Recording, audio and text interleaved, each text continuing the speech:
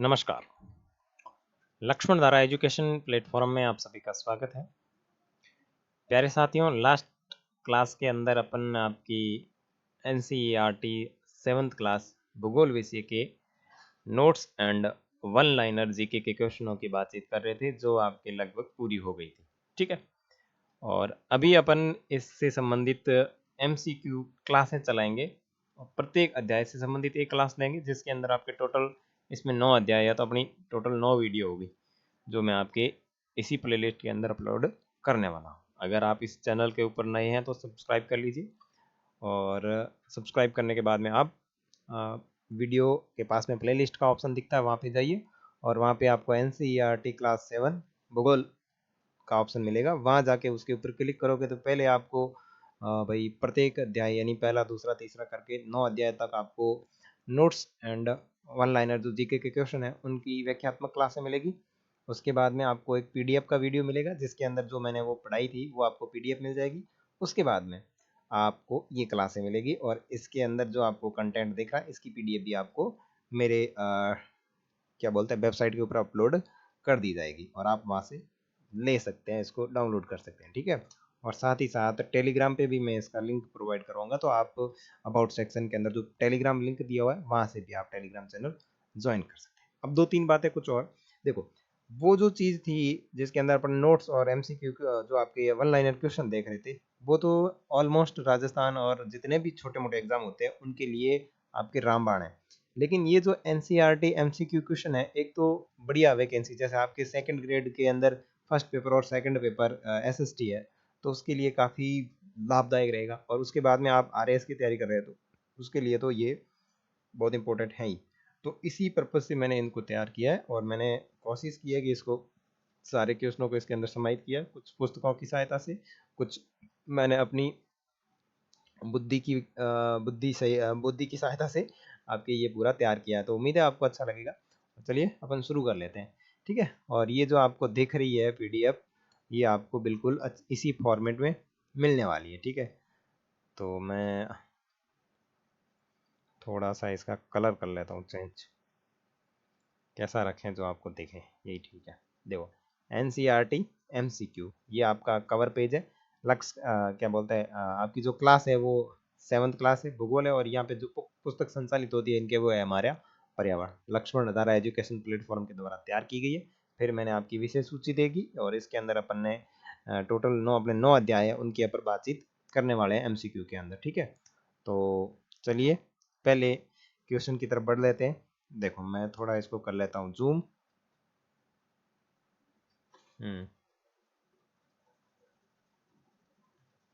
Okay, पर्यावरण आपका जो पहला पार्ट है उसमें से पहला क्वेश्चन, निम्नलिखित में से कौन सी चीजें पर्यावरण के अंतर्गत शामिल होती है। तो देखो, निम्नलिखित में से कौन सी चीजें पर्यावरण में शामिल होती है, तो पहला देखो भाई, मनुष्य शामिल हुआ है कौन में, पर्यावरण की नहीं क्या पहली बात। पर्यावरण भाई जो की चीज है जी के चारों ओर फैलुड़ी हुआ है। जैसे पर्यावरण किसे कहते हैं, परि का मतलब परिधन आवरण, यानी हमारे चारों ओर फैला हुआ वातावरण, यही शब्द है। तो देखो इसमें कौन आएगा, मनुष्य आएगा बिल्कुल, धरातल बिल्कुल, धरातलीय स्थलाकृति आएगी, मानव निर्मित वस्तु है बिल्कुल आएगी, प्राकृतिक वस्तु है बिल्कुल आएगी। तो चारों ऑप्शन आपके इसके अंदर आ रहे हैं, तो इसका मतलब आपका ऑप्शन क्या राइट है, हमारा ऑप्शन डी इज करेक्ट। अब व्याख्या देख लेते हैं। देखो, किसी भी जीवित प्राणी के चारों ओर पाए जाने वाले लोग, स्थान, वस्तुएं एवं प्रकृति को पर्यावरण कहते हैं।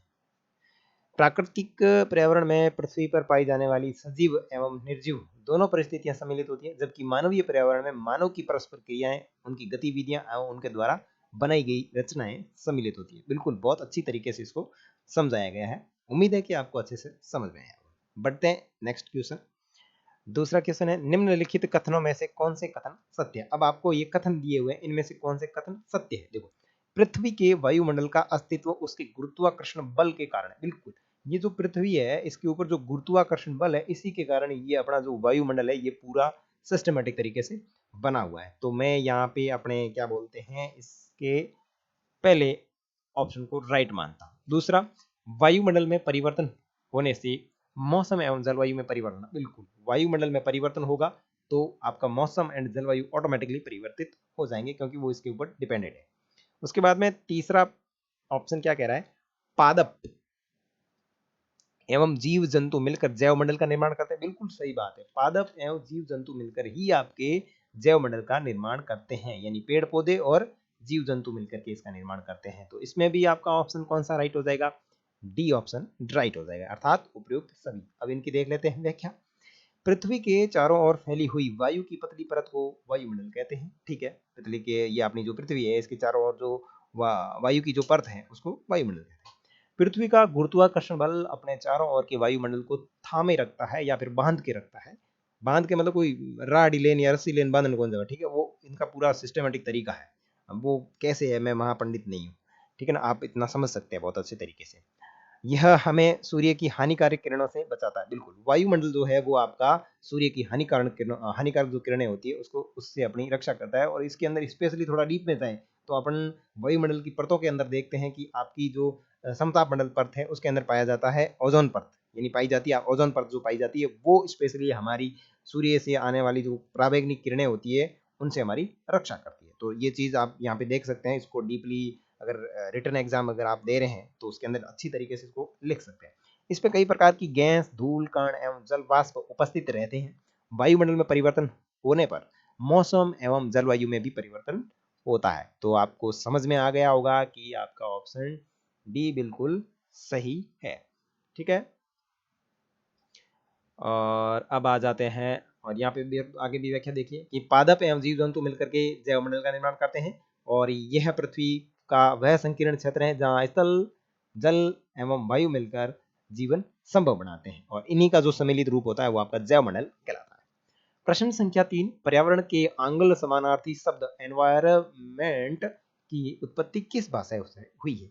ये जो आपका तीसरा क्वेश्चन है उसके अंदर जो एनवायरमेंट शब्द है, एनवायरमेंट शब्द की उत्पत्ति किस भाषा से हुई है? तो फ्रेंच भाषा से हुई है। ठीक है, पर्यावरण यानी एनवायरमेंट शब्द की उत्पत्ति फ्रेंच भाषा की एनवायरोनेर शब्द, अर्थात ये दो शब्द है भाई, ये चीज ध्यान रखना, एनवायरोनेर और एनवायरोनेर से हुई है और जिसका अर्थ होता है पड़ोस, ध्यान रखना, पड़ोस। ठीक है, उसके बाद में 4, निम्नलिखित में से कौन सा कथन पारितंत्र को सही तरीके से परिभाषित करता है या सही तरीके से उसका अर्थ बताता है? देखो, एक दूसरे से अनोन्य क्रिया करने वाले जीवों का समुदाय, ओके, पृथ्वी का वह स्थान जहां सजीव रहते हैं, यानी किसका अर्थ बताना? पारितंत्र का अर्थ बताना। ठीक है, और जीवों का समुदाय और साथ ही वह पर्यावरण जिसमें वे रहते हैं, किसी भी भौगोलिक क्षेत्र की वनस्पति एवं प्राणी। तो इसमें जो अपना सही होगा, एक दूसरे से अनोन्य क्रिया करने वाले जीवों का समुदाय नहीं, पृथ्वी का वह स्थान जहां सजीव रहते हैं नहीं, जीवों का समुदाय और साथ ही वह पर्यावरण जिसमें वे रहते हैं, ये ठीक लग रहा है, किसी भी भौगोलिक क्षेत्र में वनस्पति नहीं। आपका ऑप्शन जो 4 नंबर है उसके अंदर सी राइट है और व्याख्या देख के अपना इसको अच्छे से समझते हैं। देखो, सभी पेड़ पौधे एवं जीव जंतु अपने आपस के पर्यावरण पर आश्रित होते हैं। जीवधारियों का आपसी एवं अपने आसपास के पर्यावरण के बीच का संबंध ही पारितंत्र कहलाता। अब बिल्कुल अच्छे से समझो, पारितंत्र चीज क्या होती है? पारितंत्र का मतलब होता है कोई भी जीव और वह जीव अपने आसपास के पर्यावरण में किस तरीके से अन्य चीजों के ऊपर डिपेंडेड है, उन दोनों के बीच का जो संबंध है वो आपका पारितंत्र है। जैसे कि किसान है, किसान का संबंध खेती करने से है, यानी खेती उसके आसपास का पर्यावरणीय क्षेत्र हो गया। तो बारिश, स्थलमंडल, मिट्टी, अच्छी उपज और किसान, इनके बीच का जो संबंध हो गया वो एक तरीके का पारितंत्र है। अब आप इसको अपने स्वयं के विचारों में अच्छी तरीके से समझ सकते हैं। ठीक है, तो इसका ऑप्शन जो आपका राइट है सी राइट है। और उसके बाद में 5वां क्वेश्चन, निम्नलिखित कथनों पर विचार करें, पर्यावरण प्राकृतिक और मानव निर्मित परिघटनाओं का एक संयोजन है। बिल्कुल सही बात है, पर्यावरण प्राकृतिक और मानव निर्मित परिघटनाओं का एक संयोजन है। ओके, पर्यावरण शब्द लैटिन भाषा के शब्द एनवायर से बना है जिसका अर्थ पड़ोस। उपयुक्त कथनों में से कौन सा कथन सत्य है? एक मिनट, पर्यावरण प्राकृतिक और मानव निर्मित परिघटनाओं का एक संयोजन है। ठीक है, किसी भी जीवित प्राणी के चारों ओर पाए जाने वाले स्थान वस्तुओं को पर्यावरण कहते हैं और मानव निर्मित यह प्राकृतिक और मानव निर्मित परिघटनाओं का एक संयोजन है, जबकि प्राकृतिक पर्यावरण पृथ्वी पर मौजूद दोनों जैविक और अजैविक मौजूद होते हैं। देखो भाई, थोड़ा सा है ना, 5वां क्वेश्चन अच्छे से देखना, निम्नलिखित कथनों पर विचार करें, पर्यावरण प्राकृतिक और मानव निर्मित परिघटनाओं का एक संयोजन है। बिल्कुल ये सही बात है, संयोजन है। और पर्यावरण शब्द लैटिन भाषा के शब्द एनवायरोनेर शब्द से बना है, जिसका अर्थ पड़ोस होता है। ये तो अपन ने देख लिया। उपयुक्त में कथनों में से कौन सा गलत है? पर्यावरण शब्द लैटिन भाषा के ओहो, बिल्कुल बिल्कुल बिल्कुल बिल्कुल लैटिन भाषा के नहीं बना है, लैटिन भाषा से नहीं बना है, ये बना है अपनी फ्रेंच भाषा से। बिल्कुल अपन इसको गलत पढ़ रहे थे। मैं सोच रहा हूँ ये ऐसे कैसे हो रहा है, थोड़ा दिमाग में बैठा नहीं था। ओके, बिल्कुल। ये क्या कह रहा है कि भाई निम्नलिखित कथनों पर विचार कीजिए, और उसके बाद में क्या कह रहा है, उपयुक्त कथनों में से कौन सा कथन गलत है। यही चीजें मरवाती है अपने को, क्योंकि अपन प्रश्न को सही ढंग से पढ़ते नहीं है। तो देखो क्या चीज है, कौन सा कथन गलत है, तो आपका बी नंबर सही होगा, क्योंकि गलत कथन अपना 2 है वो गलत है। गलत क्यों है? क्योंकि पर्यावरण शब्द की उत्पत्ति लैटिन भाषा से नहीं हुई है, फ्रेंच भाषा से हुई है। ठीक है ना? कौन सी भाषा? फ्रेंच भाषा से हुई है। ठीक है, ओके ओके ओके। आगे देखो, किसी भी जीवित प्राणी के चारों ओर पाए जाने वाले स्थान, लोग, वस्तुओं और प्राकृतिक जो प्रकृति है उसको पर्यावरण कहते हैं। और यह प्रकृति और मानव निर्मित परिघटनाओं का एक संयोजन है, जबकि प्राकृतिक पर्यावरण पृथ्वी पर मौजूद दोनों जैविक यानी जीव और अजैविक निर्जीव तत्व स्थितियों को संदर्भित करता है। मानवीय पर्यावरण में मानव की परस्पर क्रियाएं आती है, उनकी गतिविधियां आती है, उनकी कृतियां सम्मिलित है। और पर्यावरण शब्द की उत्पत्ति फ्रेंच भाषा के एनवोर से हुई है। ये तो अपन देख चुके, इसीलिए तो अपन उसमें फंस रहे थे। ठीक है, और उसका मतलब होता है पड़ोस। आगे देखो, 6 नंबर का क्वेश्चन है। 6 नंबर के क्वेश्चन को देखो, निम्नलिखित कथनों पर विचार करें। पारी तंत्र एक ऐसा तंत्र है जो सभी जीवित प्राणियों के एक दूसरे के साथ और पर्यावरण के भौतिक और रासायनिक कारकों की परस्पर अतिक्रिया द्वारा बनी है। ठीक है, छठा क्वेश्चन क्या कह रहा है? छठा क्वेश्चन कह रहा है कि पारितंत्र क्या चीज है? आपका पारितंत्र एक ऐसा तंत्र है जो जीवित प्राणी, ठीक है, और एक दूसरे के साथ पर्यावरण के भौतिक और रासायनिक कारकों पर परस्पर क्रिया करते हैं। बिल्कुल सही है, ये चीज अपन समझ चुके। उसके बाद में यह है कि जल के क्षेत्र को जल मंडल कहा जाता है। उपयुक्त कथनों में से कौन सा कथन सही है? तो अपना ऑप्शन जो है 6 के अंदर सी राइट हो जाएगा, क्योंकि ये दोनों सही है। और व्याख्या में देख लो, पारितंत्र एक ऐसा तंत्र है जो सभी जीवित प्राणियों के एक दूसरे के साथ और पर्यावरण के भौतिक और रासायनिक कारकों के परस्पर अतिक्रिया अंतःक्रिया द्वारा बनती है। तो मैं ये चीज बता चुका कि जो आपका पारितंत्र है वो चाहे भौतिक हो चाहे रासायनिक हो, पर्यावरण में रहने वाले जो जीव है उनके आपस में जो क्रियाएं होती है या आपस में जो परस्पर संबंध है वही आपका पारितंत्र। ठीक है, उसके बाद में जिसमें वे निवास करते हैं, यह सब ऊर्जा और पदार्थ के स्थानांतरण का संबंध है। जल के क्षेत्र को जल मंडल कहा जाता है। इसमें जल के विभिन्न स्रोत, विभिन्न प्रकार के जल निकाय जैसे नदियां, झीलें, समुद्र, महासागर आदि शामिल है, और ये सभी जीवित प्राणियों के लिए बहुत ही आवश्यक है। तो ये आप चीज समझ सकते हैं। 7वां प्रश्न भाई, विश्व पर्यावरण दिवस कब मनाया जाता है? सबको मालूम है, 5 जून। 8वां प्रश्न, निम्नलिखित कथनों पर विचार करें। स्थल मंडल चट्टान और खनिज से बना होता है। बिल्कुल, स्थल मंडल चट्टानों और खनिज से बना होता है और मिट्टी की एक पतली परत से ढका होता है। बिल्कुल सही बात है। 8वां प्रश्न, पहला क्वेश्चन अपना, बिल्कुल ये पहला ऑप्शन जो है वो बिल्कुल राइट है। यह विभिन्न स्थलाकृतियों वाला एक विषम धरातल होता है। बिल्कुल सही है, क्योंकि आपका जो अपना स्थल मंडल है या अपना जो धरातल है वो बिल्कुल विषम है, विषम स्थलाकृतियां, यानी कहीं उबड़ खाबड़, कहीं गड्ढे वड्ढे, इस तरीके से। उसके बाद में स्थलाकृतियां केवल महाद्वीपों के ऊपर पाई जाती है? बिल्कुल नहीं, ऐसा कहीं जरूरी नहीं है। तो 8वें के अंदर अपना ऑप्शन राइट, 7वें के अंदर अपना जो ऑप्शन राइट हो जाएगा वो हो जाएगा ए। क्या राइट हो जाएगा? ए, 1 और 2 बिल्कुल राइट। अब व्याख्या देख लो, स्थल मंडल पृथ्वी की ठोस परपट्टी या कठोर शीर्ष परत है। यह चट्टान और खनिजों से बना होता है और मिट्टी की एक पतली परत से ढका होता है, और यह पर्वत, पठार, मैदान, घाटियां आदि जैसी स्थलाकृतियों स्थलाकृतियों वाला विषम धरातल होता है। ये स्थलाकृतियां महाद्वीपों के अलावा महासागर की सतह पर भी पाई जाती है। तो आपका ऑप्शन जो था वो ए राइट था। अरे भाई, एक मिनट एक मिनट, ये सीधा 7वां क्वेश्चन ही क्या, 9वां क्वेश्चन कैसे आया? 8वां कहाँ गया? ओके ओके, हाँ दोनों चीजें देख ली ना, 7वां भी पढ़ लिया और 8वां भी पढ़ लिया। Okay okay,